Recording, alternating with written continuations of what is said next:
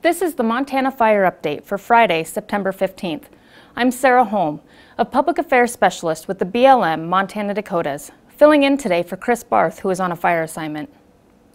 On Wednesday, we were still talking about red flag warnings.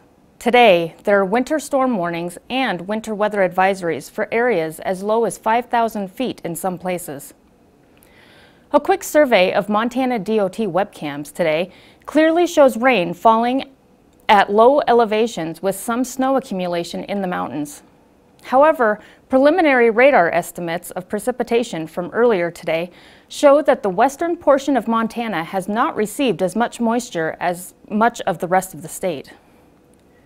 And the forecast for the remainder of today through Saturday shows the areas with the most significant fire activity are those with the lowest forecast total precipitation accumulations. The National Weather Service office in Billings is referring to our rainfall as a season-slowing event. The changing weather conditions have brought relief from the health impacts of smoky conditions for most of Montana residents. In response to another question we received on Facebook, to date, there have been over 1,700 fires in Montana, covering nearly 1.25 million acres. More than half of all fires in Montana this year have been caused by people. Nationwide, as of this morning, there have been over 49,000 fires reported across the nation, covering nearly 8.4 million acres. So we remain in preparedness level 5 in the Northern Rockies, with 44 active large fires covering over 676,000 acres. There are 58 hand crews, 342 engines, and just over 4,500 people assigned. We'll start today's review with a look at the West Fork Fire, burning northwest of Libby. The fire is nearly 17,000 acres and 19% contained. Firefighters plan to continue to build containment lines on the eastern boundary of the fire along Pipe Creek Road. They are now reporting 50% containment on the Caribou Fire, which is burning along the international border northwest of Eureka. The Lincoln County Sheriff lifted the pre-evacuation warnings this morning.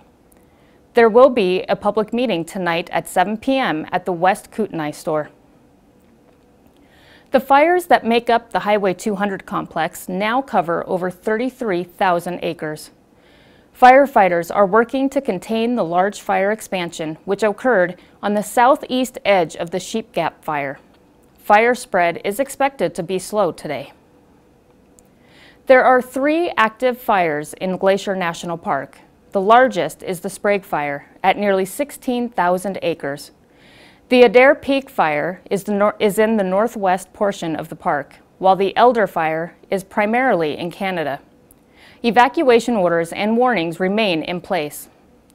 Logan Pass is accessible from the east side of the park.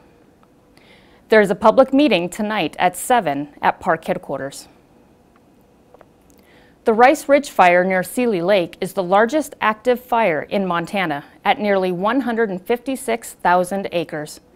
Firefighters took advantage of the weather to build more line yesterday. The Powell County Sheriff lifted some evacuation orders this morning, allowing people to return to their homes. There is a community meeting tonight at 6 at the Ovando Elementary School. As always, if you are interested in updated information on these or any other fires burning in Montana or elsewhere across the West, please go to ncweb.nwcg.gov. The welcome moisture much of the state is receiving isn't going to eliminate the drought. The storms will roll out and sunny skies and more seasonal temperatures are set to return as early as Sunday. We've had recent fire caused by people using burn barrels or burning off ditches or crop stubble. So no matter what you do once the sun comes back out, please be careful with fire or anything that could spark a new fire. Thanks for joining us again today. We'll see you next time.